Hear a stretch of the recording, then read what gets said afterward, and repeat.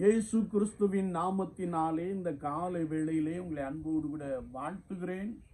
உங்களுக்கு கிருபையும் தேவ சமாதானமும் உண்டாவதாக. இந்த நாளிலும் கர்த்தருடைய ஆவியானவர் நமக்கு கொடுக்கிற வார்த்தை உபாகமத்தின் புஸ்தகம் 32ஆம் அதிகாரம் 10ஆம் வசனம் இப்படி சொல்லுகிறது.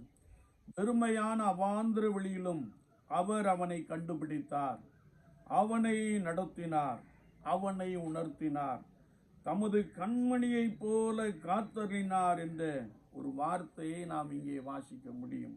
எனக்கு அன்பான சகோதரனை சகோதரியே, கர்த்தராகிய இயேசு கிறிஸ்துவை விசுவாசித்து நடக்கின்ற அனுபவத்திலே ஒருவேளை நீ வெறுமையோடு கூட காணப்படுகிற ஒரு நபராய் இருக்கலாம். ஆண்டவர் சொல்லுகிறார், நான் வெறுமையான அவாந்தர வெளியிலே உன்னை கண்டேன் என்று சொல்லுகிறார்.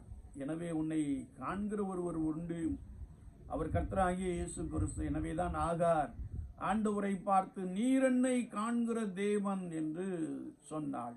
விசுவாச வாழ்க்கையிலே உங்கள் வறுமையை குறித்து, உங்கள் வருத்தத்தை குறித்து, உங்கள் பலவீனத்தை குறித்து, உங்கள் தேவையை குறித்து நீங்கள் புலம்பிக் கொண்டே இருக்க வேண்டாம். அபாந்திர வெளியிலே அவர் ஆறுகளை உண்டாக்கின தேவன், வனாந்தரத்திலே தண்ணீர் தடாகங்களை உண்டாக்கின தேவன். I will make a way for you என்று உன்னை பார்த்து அவர் சொல்லுகிறவராக இருக்கிறார். எனவே நீங்கள் கவலைப்படாதிருங்கள். கர்த்தர் உங்கள் வெறுமையை நீக்கி போட்டு உங்களுக்குள்ளே ஒரு நிறைவை உண்டு பண்ணுகிறார்.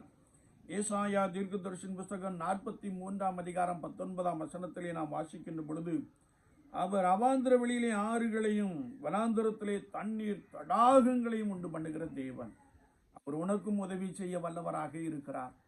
அவரை நோக்கி பார்க்கின்ற பொழுது அவர் உன்னுடைய ஏழ்மையான நிலைமையிலே உன்னை கண்டுபிடித்தேன் என்று சொல்லுகிறார். வார்த்தை ஒருபோதும் மாறாது. நீ அவரோடு கூட இணக்கமாய், அவரோடு கூட ஒரு நெருங்கிய உறவோடு கூட நீ கர்த்தராகிய இயேசு கிறிஸ்துவோடு கூட காணப்படுகின்ற பொழுது அவர் உன் வெறுமையை எடுத்து போடுகிறார்.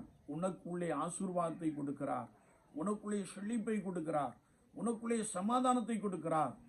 ஆண்டவர் உன் நடுவிலே இருக்கிறார். இவர் ஆராய்ந்து முடியாத பெரிய காரியங்களையும் எண்ணி முடியாத அதிசயங்களையும் உனக்கு செய்வாராக.